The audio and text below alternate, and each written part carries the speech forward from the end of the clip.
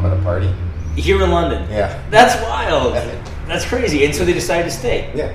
Awesome. Okay, Yeah. I like stories like that. Yeah. But again, I mean, different generation. Like you were saying, going back to your marriage, you weren't really ready to call it quits. Probably your parents had some rough times. Yeah, they're not always like happy times. Like, Right, but that's the generation that didn't quit, right? Like divorce was like, it didn't happen. No, it was unacceptable. It was unacceptable. Yeah. So you mentioned that you have a fairly recent member to your family. Yes. Tommy, yeah. right? Yeah. So how is it juggling? I mean, and that was an unexpected happening for you, is it not? Yes. Okay, so how did their relationship turn into an expecting father? Like, how did that come to be? Do you remember? Or are you trying to figure out how to word it properly? Well, yeah, it's complicated. It is complicated. Okay, so I guess we met like a year after my ex-wife and I separated. Okay, so she was pretty much. Would you say she was the next girl since your divorce? Yes, yeah, and we've been like hanging out and like trying to figure it out. It was very difficult for me to be in a relationship, and it was great. And Maisha's fantastic and stuff. And but it was me. I wasn't ready. I didn't want to just jump right in after being in something and putting a lot into something, and then and not working out. And then I just kind of lost faith in relationships. Yeah. So this was something that you kind of had put through the ringer, and you kind of brought. Unfortunately, it's one of those things that sticks with you for a while. No, and it's hard just to open up and trust. Yeah. And so like we were hanging out, we were having fun together, going out, dining, and drinks in the town on Richmond Street and all these different restaurants, which is fun. Yeah. And that's what I needed to kind of like for a little stress relief, and then would you say things got serious? When you serious, but some things happened in our relationship too. Yeah, that was difficult for both of us, and but then we were still together. We were still friends. We still talk to each other. And, sure. Whenever there was something that she needed, she'd call me, and if there was something that I needed to talk about, I'd call her. We were still our go-to. Good. Yeah. And so I mean, when you're having fun, you're hanging out, and you have this other woman that's now kind of a significant other. And you were dealing with your shit. Then you find out that you have a son, or I guess at that point you just knew you had a baby on the way. Yeah. Did that kind of light a fire under your ass, and you're like, okay, shit, now I need to get back into another business, and now I need to stop going to the bars. Like, what changed for you? Yeah, I was doing more other things, like hanging out with friends, just hanging out with my friends and doing other things like barbecues and parties and stuff like that. But it was still always kind of like the same thing, but just not going out on the town as much. Yeah. But I was still running the two businesses. Mm-hmm. And then actually I was down to the one, but I have also other things that I do as well. Yeah. I had some condos that I was renting and things they weren't rented at the time. There's just a whole bunch of things happening all at the same time. I'm trying to juggle everything to... Well, that's life, right? It's a balancing act. It's a juggling act. Yeah, and then sleep. Yeah, sleep. Yeah, sure. And then wake up and then do it all over again at a full pace. So how are you finding having two children with different people? I mean, at times I'm sure it's fantastic, and at times I'm sure it's stressful. The kids are great. Yeah. Like I said, it was unexpected. Like I love my daughter. I love my son. Yeah. And but it's the time, right? You spend with them, and it makes things better. Like when you're having a bad day, and you look at them or pictures of them, because I don't have them all the time. Sure, no, I know what that's like. Yeah. You have a long distance. I have a long distance daughter as well, and Maisha's great because she brings Tommy by here so I can see him because she knows I'm pretty busy. Yeah, sure, absolutely. So I mean, reflecting back on some of the things, I think all in all, would you say you're a pretty lucky guy? I mean, I know you've worked really hard for it, but the circumstances that came your way, I think a lot of people would have handled worse. Well, there was times where it was like you're waking up and you have all the pressure and everything was bad that day or the day before, and you're waking up to it and you don't realize it's like surreal. Like you're taking that deep breath and you're like, oh my God, I got this, and this. And then, but you just have to, I don't know, it's like autopilot. You just kind of go and do it. You just power through. Yeah, there was times where it's something that I didn't think that I could do, and all of a sudden it's the end of the day and it was done. Yeah. Have you ever thought about maybe I have a bit. Have you felt anxiety before? Have you felt anything? Yeah. Have you ever been depressed or anything? Or have I you don't know never? if it's depressed or if it's just something that I'm used to. Like, I know I remember reading a report and they say business people, self-employed, have the highest rate of depression.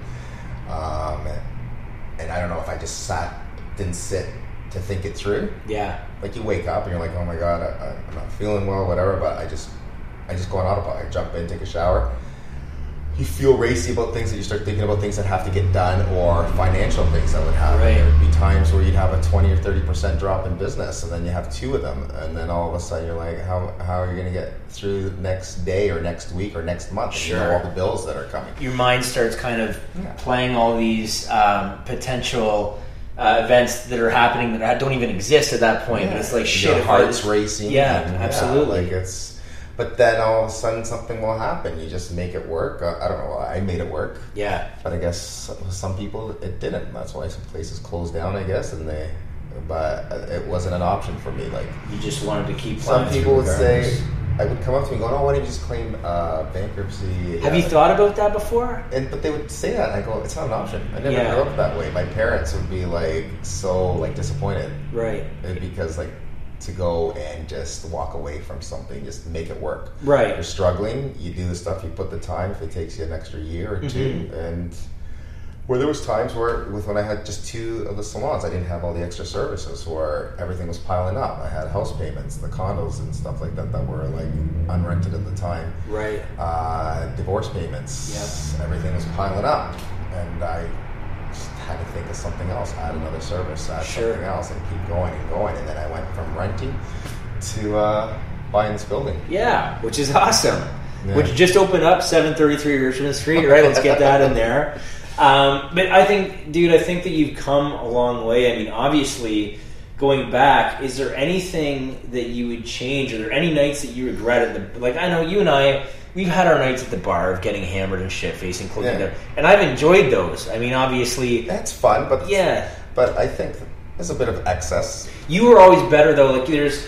The one thing about you is even you can go out, and even if you're feeling like shit the next day, you get your ass into work. I've always made it to work. Yeah, you're always there, and I always see you suffering. Yeah, it's painful. It is painful. But I mean, even as you age, you still pay for your nights, right? Yeah, and I just say, hey, if I'm out and I was being stupid and stayed out later than I should have, that's my fault, and nobody else should pay for that. Yeah. So I'm here opening up, people rely on coming in, you just can't not do it. Right. But it's painful. It is. So maybe I'll learn at some point. Maybe if I can go back and say maybe not as many times. Yeah. Well, I think you're going out less frequently than you did with the 2 businesses keeping you busy. Yeah. But you're still I'm still at the 1 day a week, but that Wine Wednesday here at McCabe's, it's a couple of doors down, makes it a little... I'll be there for Little Miss. Yeah. Anyways, we got a birthday party. Just wait to close down, and when I'm closing up at 8 o'clock, it's just like you'll say, okay, I'll stop in for one, but a bottle is cheaper than a glass. It doesn't help when you know all the business owners too, and you want to support the business. Yeah, you're all friends with everybody on the strip here. Sure, 100%. Yeah. And I think it's really it's a cool thing when you can be friends, especially with competing. I mean, not so much with you, but some of the bar owners around here are tight, you know, and they even if they're competing, they're still buddies. They're still having drinks together, and talking. But if everybody works together, it's more than enough for everybody. Yeah, and I think that's a good message to give to people too. Because when you have the mentality, it's us against them. At some point you'll hurt yourself, or you'll say something negatively about another business, and that war is not going to fix it. Have you ever had anything like that happen? We had way back when I first got into business, the salons. They were all there was a salon war. Yeah, it was weird. Oh yeah, people were bad mouthing everybody, and then I would just say, hey, you know what? We got this equipment. They got that equipment. So some people prefer that. Sure. This is what we prefer. This is what we offer. And it just comes down to preference. Yeah, no, I get that. I think that all in all, as long as, even if someone is competing for the almighty dollar, I mean, it's not the end of the world. There's enough for everyone. I think that's a good message. Well, as you can see down this strip, up until they start digging up this street, but that's another... Yeah, well, I mean, we'll see what happens when that happens, but right now you're okay. And so, I mean, let's get back to a little bit of the anxiety before. I just want to talk about, to the kids now, this day and age, that are going through these, maybe they want to start a business like you've done. Maybe they want to get into, whether it's a salon industry or a restaurant industry. What advice do you give them looking back on everything? What would be your piece of information, the golden... Being able to take constructive criticism. Yeah. Because people are not going to be nice. And not just constructive criticism, like any criticism. There's going to be times you're going to say something. Yes, because you can't read a review because, like with both my shops, we have pretty good reviews, but there's always the few bad ones. And some people can be vicious with their reviews. Sure. And sometimes it bothers me, but I have to say, hey, you know what? That's what they think, or maybe somebody put them up to it. There could be other factors, other reasons. They could just be having a bad fucking day. Yeah, and just like when somebody gets cut off in the car and they're screaming at somebody, and that person maybe just lost a loved one that was in front of them. We don't know about. Yeah, and being able to think that way, and just being able to take criticism. There's going to be good times, but there's also going to be bad times, and you got to be able to handle that. And that's why business for self a lot of times is difficult, and if you are really sensitive, it can hurt you. Yeah. Okay. So I guess you've heard that saying where you can get 9 compliments and then 1 negative. Oh yeah. Yeah, negative comment said out of 10, and you focus on that 1 negative comment. Yeah. So what I do is when that does happen, I'll approach them and say, hey, what can we do to fix this? Sure. So you try to rectify the situation. Yeah, I say, hey, you know what? Something might have happened, whether it's in the restaurant. Okay, maybe something happened with a sandwich or pasta or something got missed. Hey, you know what? Why don't you come in and I'll take care of your meal? And you got to be able to do that kind of stuff. Yeah. But what I've noticed, the ones that were really bad, and I tried contacting them, I got no contact back. So a lot of times it's not really a bad review. It was just somebody trying to do something not so nice. Sure. So that's something that's, again, I mean, we talk about mental health on the show a lot, and that's obviously something that's going on with the individual, not necessarily you. Yeah. And it's nice that you reach out and try to change someone's opinion of if they had a negative experience. Yeah, try to make it better. But you can't dwell on it, right? You can't always fix everything. Yeah. And if you have that in your head that you need to fix something, and you're that personality, you can fix that too. You can just work on it and stuff like that, because you can't fix everything. And you know better than anybody, obviously, facing all the hurdles that you have with the negativity coming at tanning salons. Yeah. Oh yeah, I was the evil bad guy, like evil villain. Right. Being at a party, I remember at a Christmas party, and somebody had a couple of glasses of wine too many, and they're like, how do you feel and how do you sleep at night when you're giving people skin cancer? Really? And then I said, well, if you have a couple of minutes. What a thing to say. And I go, and I'm just sitting there, and I'm like, well, okay, thank you for making me stick out like this at this party where I don't know that many people. Yeah. But how did you respond? But I go, so congratulations, you watched a 30-second CP24 infomercial, and now you're the expert. Right. I go, I've been doing this for 20 years. My background was in science and philosophy at Western, so statistics, numbers. I go, where do we begin? And then by the end of the 15-minute conversation, he came and apologized to me, and a couple of people approached me and asked me some more questions. Really? But I find you shouldn't just attack somebody. You should probably just why don't you just come and ask me? Sure. Yeah. Well, I mean, maybe in all fairness, maybe they had heard things or learned things and been programmed to not, obviously have a negative outlook on the tanning salon industry. That's not necessarily their fault, but you changed their mind, and that's a good thing to be able to do. Yeah, and I did it in a nice way. Yeah. Well, I had a semi-nice way. Did you say? Yeah. Okay. Well, I had a couple of glasses of wine too. So. Right, but in the business world, I think the thing that I'm getting at here is that it's not necessary to be liked by everyone, and you're not going to be liked because there's always two sides, right? And right. And for industries that don't... In life, really, in general. Yeah, there's people that sit there and smile and tell you how much they love you, and then you walk out of the room, and then they're... Again, that's their problem, though, right? Like, that says a lot more about them than it does about the person. For sure. Yeah, so...